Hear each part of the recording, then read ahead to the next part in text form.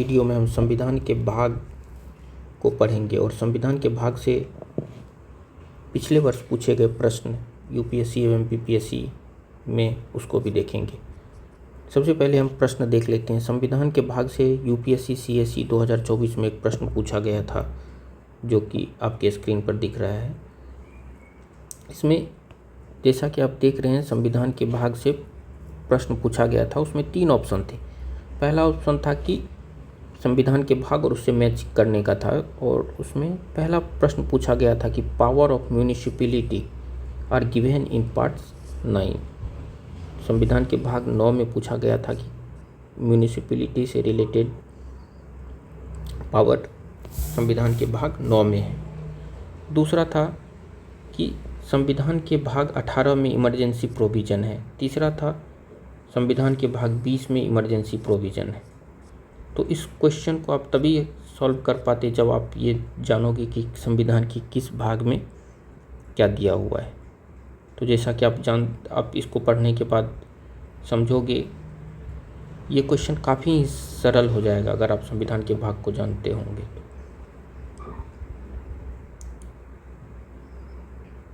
तो चलिए हम संविधान के भाग को देखते हैं। संविधान के भाग 1 जानते हो कि किसी भी राष्ट्र के लिए सबसे ज़्यादा 4 चीज़ों की ज़रूरत होती है। कौन कौन सी चीज़? सबसे पहले तो उसके राज्य क्षेत्र होने चाहिए, नागरिक होना चाहिए, उसका क्या होना चाहिए, संप्रभुता होनी चाहिए और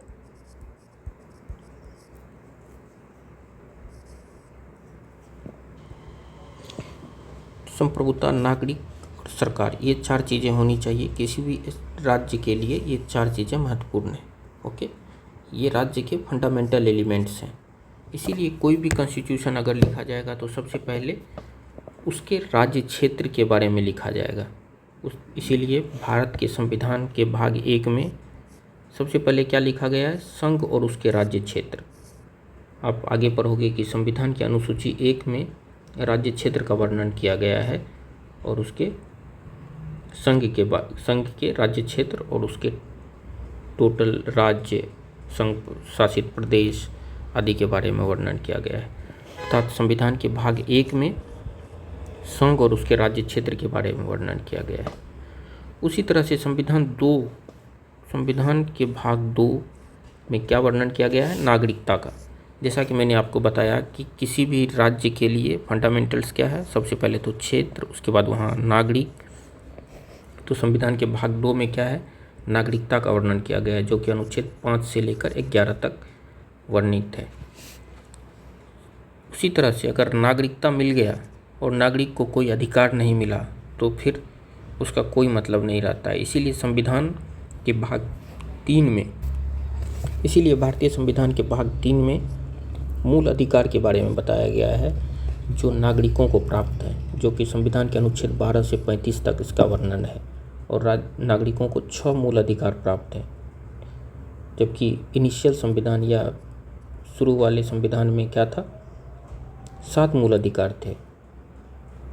जैसा कि आप जानते हैं कि संविधान के 44वें संविधान संशोधन से संपत्ति के अधिकार को मूल अधिकार से हटा दिया गया है। ओके,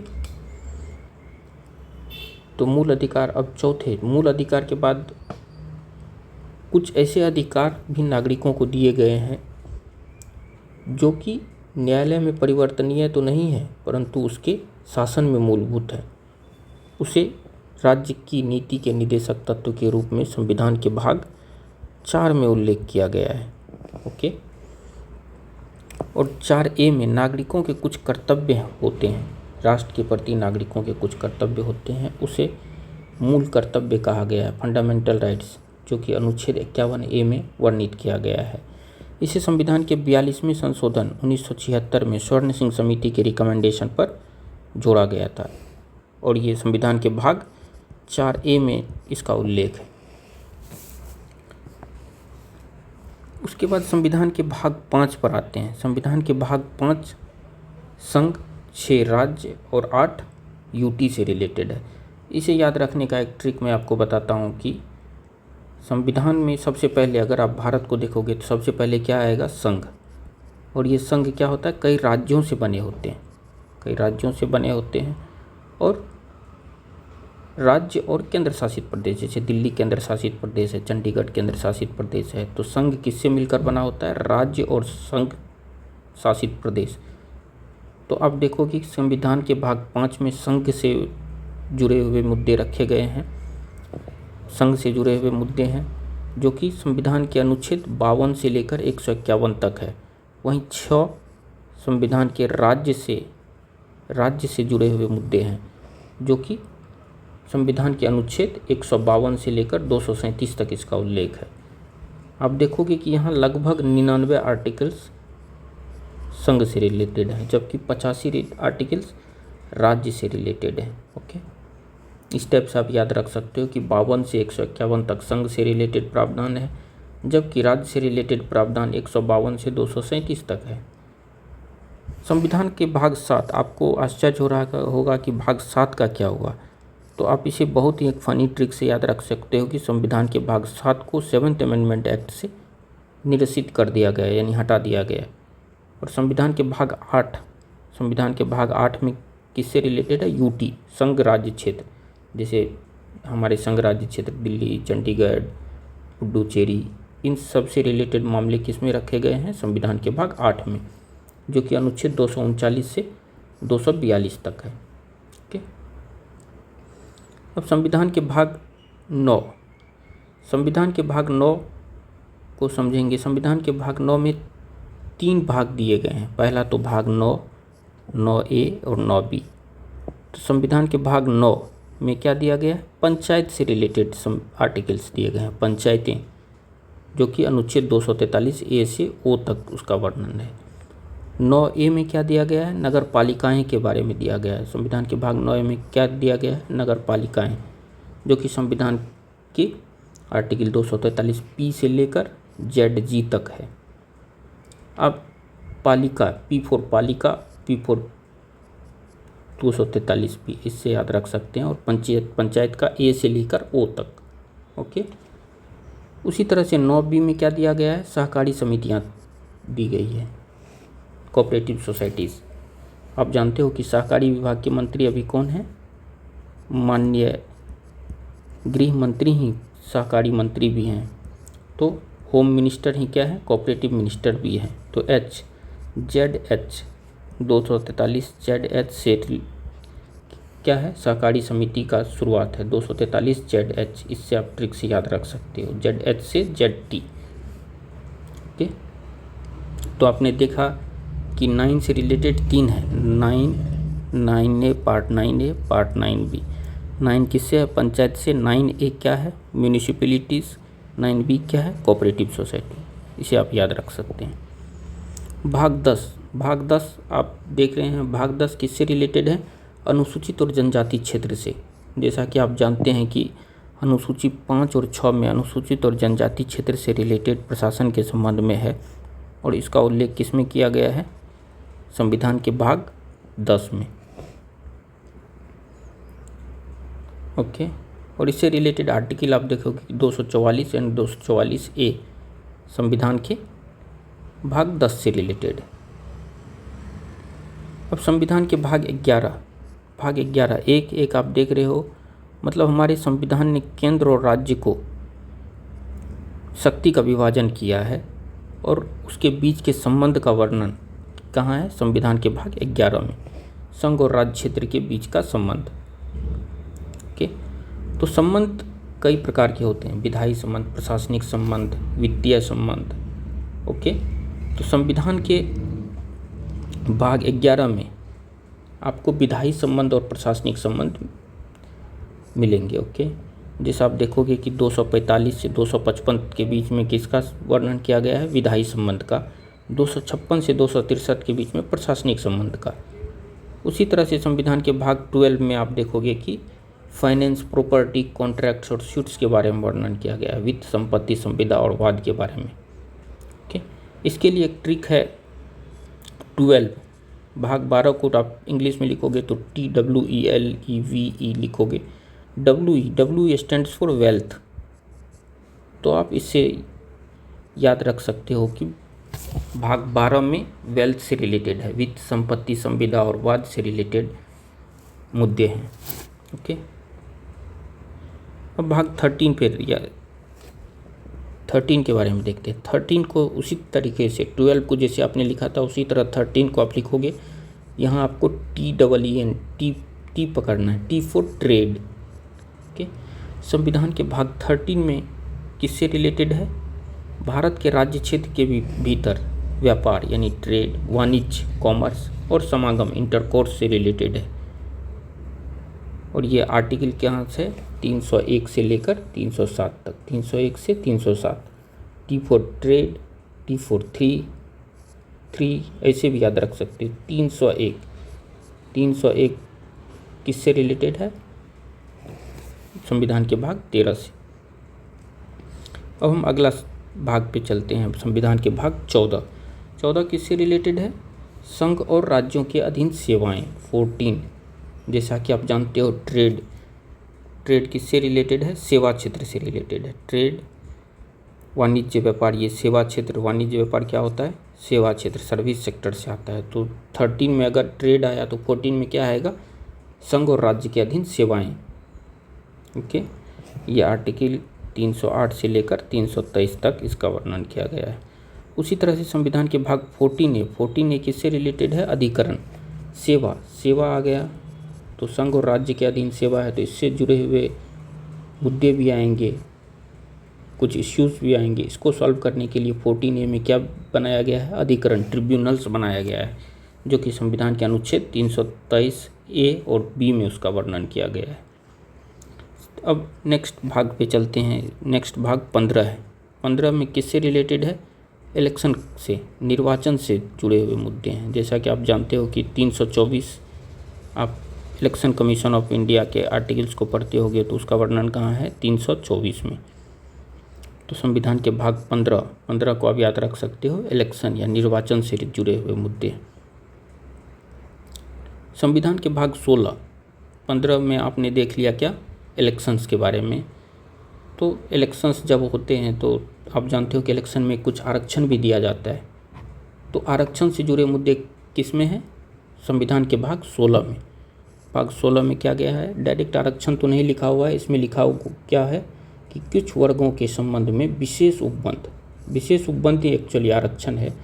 तो कुछ वर्गों के संबंध में विशेष उपबंध संविधान के भाग 16 में दिया गया है, स्पेशल प्रोविजंस। ये संविधान के अनुच्छेद 330 से लेकर 342 तक इसका वर्णन है। संविधान के भाग 17 क्या है? आरक्षण दे दिया।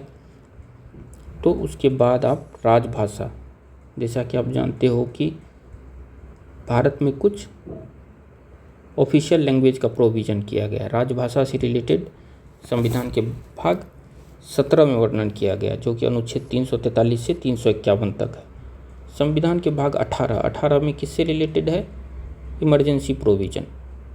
ओके, आप जब 18 साल के होते हो तो आपको वोटिंग राइट्स और बहुत सारे अधिकार मिलते हैं, अर्थात आमूलचूल परिवर्तन आता है। उसी तरह से संविधान के भाग 18 में क्या है? आपातकाल का वर्णन किया गया है। जब संविधान में आपातकाल लगता है तो क्या होता है? आमूलचूल परिवर्तन आता है। तो इससे रिलेटेड प्रावधान किस में है? संविधान के भाग 18 में, अनुच्छेद 352 से 360 तक। ओके, संविधान के भाग 19 में क्या है? मिसलेनियस प्रकीर्ण दिए गए हैं। तो हमने देख लिया कि 18 तक क्या है? आपातकाल तक आ गया। उसके बाद कुछ मिसलेनियस जो बचे हुए थे उसे संविधान के भाग 19 में रखे गए, 361 से 367 तक। इसी में एक आर्टिकल 365 भी आता है, जो कि काफ़ी इम्पोर्टेंट है। यह आर्टिकल किससे रिलेटेड है कि केंद्र के द्वारा डायरेक्शन राज्यों को दिया जाता है और अगर वह नहीं माने तो उसे बर्खास्त भी कर सकता है। ओके, अब हम आते हैं संविधान के भाग 20 पर। संविधान के भाग 20 क्या कहते हैं? यह संशोधन से जुड़े हुए। ओके, संविधान का भाग 20 संविधान के संशोधन से जुड़े हुए प्रावधान है, जिस आर्टिकल 368 में वर्णन किया गया है। संविधान का भाग 21 क्या है? अस्थायी और संक्रमणकालीन और विशेष उपबंध। जैसा कि आप 2019 में आर्टिकल 370 के रिपील के समय आप इस भाग के बारे में बहुत सुना और चर्चा में रहा होगा। तो संविधान के भाग 21 में क्या है, अस्थायी और संक्रमणकालीन प्रबंध हैं, उपबंध किए गए हैं, जो कि अनुच्छेद 369 से 392 तक है। और संविधान के भाग 22 अंतिम भाग में क्या लिखा गया है, संक्षिप्त नाम, प्रारंभ, हिंदी में प्राकृतिक पाठ और निरसन के बारे में वर्णन किया गया है। और यह संविधान के अनुच्छेद 393 से लेकर 395 तक है। इस प्रकार आप संविधान के 22 भाग को समझ लिया होगा और आप कुछ ट्रिक से इसे याद भी रखेंगे। ओके, तो मैं फिर एक बार इसका रिवीजन करा दूं कि संविधान का भाग 1, भाग 2, भाग 3, भाग 4, भाग 5, 4A। संविधान का भाग ए, जैसा कि आप जानते हो, मैं इस पांचों का एक ट्रिक बताता हूँ कि किसी भी राज्य के लिए फंडामेंटल 4 चीज़ होते। सबसे पहले तो राज्य क्षेत्र होना चाहिए, उसके बाद नागरिक होना चाहिए, उसके बाद सरकार होना चाहिए, उसके बाद संप्रभुता होनी चाहिए। तो कोई भी संविधान लिखा जाता है तो सबसे पहले क्षेत्र के बारे में लिखा जाता है। इसी तरह से हमारे संविधान में भी भाग 1 में किसका वर्णन है, संघ और उसके राज्य क्षेत्र के बारे में। हमारे संविधान के भाग 2 में किसका वर्णन है, नागरिकता के बारे में। जैसा कि आप देख रहे हो कि किसी भी राज्य के लिए फंडामेंटल क्या होता है, ये 4 चीज़ें होती है। तो संविधान लिखने में सबसे पहले हम देखेंगे कि उसका संघ और उसका राज्य क्षेत्र क्या है। उसके बाद देखेंगे कि नागरिकता किनको दी जा रही है, नागरिक कौन है।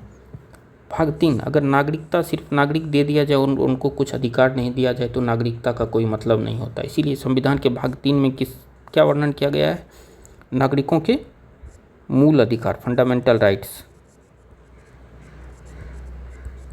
ओके, उसी तरह भाग 4 में देखिए, मूल अधिकार ऐसे होते हैं जिनके प्रवर्तन के लिए आप न्यायालय में जा सकते हैं, लेकिन कुछ ऐसे मूल अधिकार हैं जिनके प्रवर्तन के लिए आप न्यायालय नहीं जा सकते।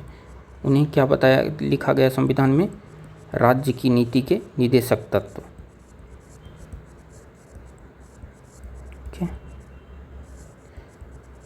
अभी तक भाग 4 तक हमने देख लिया नागरिक, उसके मूल अधिकार, लेकिन किसी भी राष्ट्र को सफल होने के लिए नागरिकों के कुछ कर्तव्य भी होने चाहिए। तो संविधान के भाग 4A में क्या दिखा गया है, नागरिकों के मौलिक कर्तव्य। ओके, इसको अनुच्छेद 51A में लिखा गया है। अब आपने समझ लिया कि फंडामेंटल्स जो राज्य के होते हैं वे सारे तत्व संविधान के इन 4 या 5 भागों में लिख दिया गया है। अब संविधान निर्माताओं ने संविधान के भाग 5, 6, 7 और 8 इन चारों को समग्र रूप से पढ़ेंगे। जैसा कि आप जानते हो, भाग 7 को रिपील कर दिया गया, कौन से, 7वें संविधान संशोधन से। 7वें संविधान संशोधन से इसे क्या कर दिया गया, रिपील कर दिया गया, हटा दिया गया। तो अभी हमारे पास 5, 6 और 8 है। संविधान का भाग 5 किससे रिलेटेड है, संघ और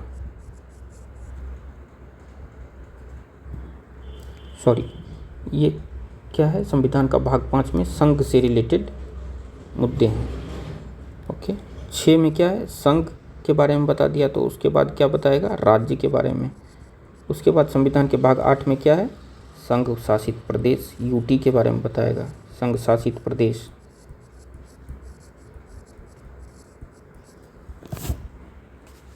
ठीक है, संघ के बारे में अगर आपको आर्टिकल याद रखने होंगे तो आप कैसे याद रख सकते हो, 52 से लेकर 151 तक लगभग 99 आर्टिकल क्या है, संघ से जुड़े हुए हैं और 85 राज्य से जुड़े हुए हैं। तो आप इसमें 85 जोड़ दो, 152 प्लस 85, 152 प्लस 85 237। 152 से 237 तक के आर्टिकल किससे रिलेटेड है, राज्य से। और 237 के बाद अब 238 रिपील कर दिया गया है। 239 से 242 तक के आर्टिकल संघ शासित प्रदेश में याद रख सकते हो। ओके। और संविधान के भाग 9, संविधान के भाग 9 में 3 सब पार्ट्स हैं। ओके। संविधान के भाग 9 तो आप क्या याद रखोगे, 5 से लेकर 8 तक समग्र रूप से एक साथ पढ़ना है। 5 से 8, 5 में संघ के बारे में है, 6 राज्य के बारे में, 7 को रिपील कर दिया गया है और 8 संघ शासित प्रदेश से रिलेटेड है। अब संविधान के भाग 9, 9A और 9B को एक साथ पढ़ेंगे। संविधान का भाग 9 क्या है, पंचायतें, पंचायत से रिलेटेड है। 9A क्या है, म्यूनिसिपैलिटी, नगर पालिकाएँ।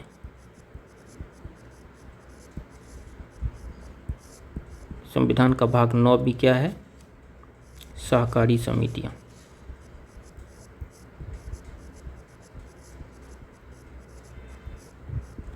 ओके। तो इन तीनों को आप एक साथ याद रख सकते हो। 9 में 3 आर्टिकल हैं, नगर पालिकाएँ, पंचायतें और सहकारी समितियाँ। ओके। पंचायत से रिलेटेड आर्टिकल आपको कहाँ मिलेंगे, 243 में। ये तीनों ही 243 में है, लेकिन ये 243 से लेकर 243 ओ तक, 243 से लेकर 243 ओ तक ये है। ये 243 पी से लेकर 243 जेड जी तक, और ये 243 एच से लेकर 243 जेड एच, 243 जेड टी तक। तो आपने देख लिया कि संविधान के भाग 9 में 9A, 9B और 9 3 भाग जुड़े हुए हैं। उसी तरह से संविधान के भाग 10 ये किससे रिलेटेड है, अनुसूचित और जनजाति क्षेत्र, इससे रिलेटेड है। जैसा कि आप जानते हो कि अनुसूचित और जनजाति क्षेत्र के बारे में किस अनुसूची में वर्णन किया गया है, अनुसूची 5 और अनुसूची 6। अनुसूची 5 और 6, अनुसूची 6 के अंतर्गत 4 राज्य, असम, मेघालय, मिजोरम और त्रिपुरा, इन 4 राज्य का है, और अदर स्टेट्स का वर्णन अनुच्छेद 5 में है। अब हम आते हैं संविधान के अनुच्छेद भाग 11, 12, 13, 14, 14A। ओके। संविधान का भाग 11 आप देख रहे हो 1 मतलब कि राज्य और केंद्र, संघ और राज्य दोनों के बीच संबंधों का वर्णन भाग 11 में किया गया है। जबकि भाग 12 क्या है, अगर आप लॉजिक से सोचोगे तो संघ और राज्य के बीच संबंध का वर्णन किया गया है। तो 12 में बताएगा कि किस टाइप का संबंध हो। बहुत जैसे संबंध हो सकता है, वित्तीय संबंध हो सकता है, विधायी संबंध हो सकता है, वित्त संबंध, संविदा, वाद विवाद, ये सारे हो सकते हैं।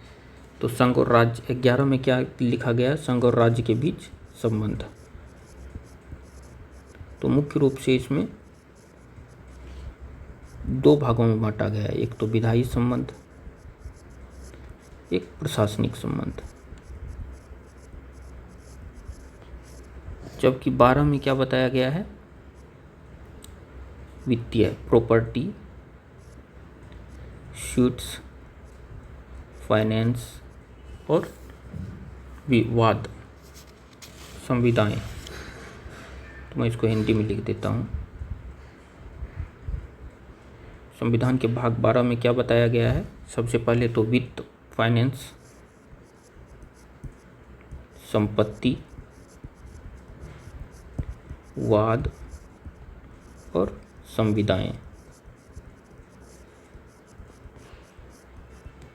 इसके बारे में बताया गया है। अब संविधान के भाग 13 ये किससे रिलेटेड है?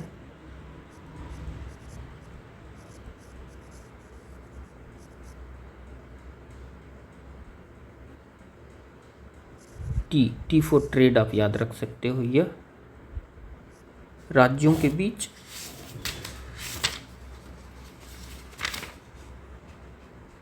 व्यापार, वाणिज्य और समागम के बारे में है। किसके बारे में है? भारत के राज्य क्षेत्र के भीतर व्यापार, वाणिज्य और समागम के बारे में। जबकि 14 इसका भी ट्रिक वही है कि आप लिखो FOURTEEN 14। तो 13 देखा कि आपने व्यापार, वाणिज्य और समागम। व्यापार, वाणिज्य और समागम ये क्या होता है? सर्विस। ये तो सर्विस सेक्टर के अंतर्गत ही आता है। तो 14 क्या होगा? संघ और राज्य के बीच सेवाएं, संघ और राज्य के अधीन सेवाएं।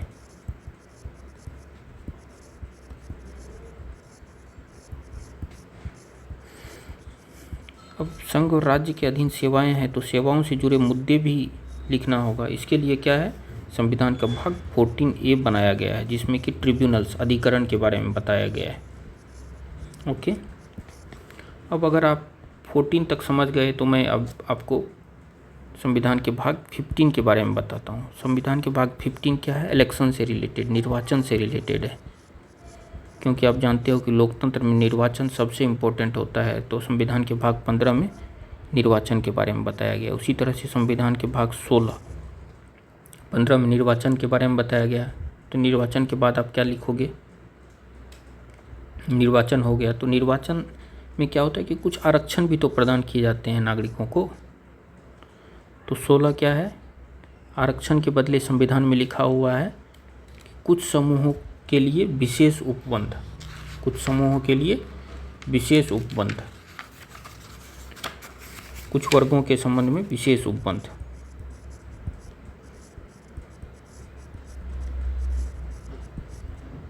ओके, 17 कुछ वर्गों को विशेष उपबंध दे दिया। तो 17 अब क्या है कि भाषा, राजभाषा, ऑफिशियल लैंग्वेज के बारे में बताया गया। 18 क्या है? 18 आपातकाल। 19 क्या है? 18 लगभग सारे हो गए हैं, इसीलिए 19 में क्या लिखा गया है? मिसलेनियस, प्रकीर्ण। और 20 संविधान के संशोधन से रिलेटेड है। संविधान का भाग अब बचा 21 और 22। 21 में क्या है? ट्रांजिशनल प्रोविजन है। जैसे अनुच्छेद आर्टिकल 370 इसी से था। ट्रांजिशनल और अस्थायी उपबंध जो होते हैं वो भाग 19 में रखे गए हैं। 21 में रखे गए हैं। और 22 में क्या लिखा गया है कि संक्षिप्त नाम, हिंदी में प्राधिकरण, प्रागतिकृत पाठ आदि के बारे में लिखा गया है। इस टाइप से आप देख रहे हो कि संविधान के 22 भाग को आप याद रख लेंगे। आशा है कि आप संविधान के 22 भाग को समझ गए होंगे और उसे याद रखेंगे। धन्यवाद।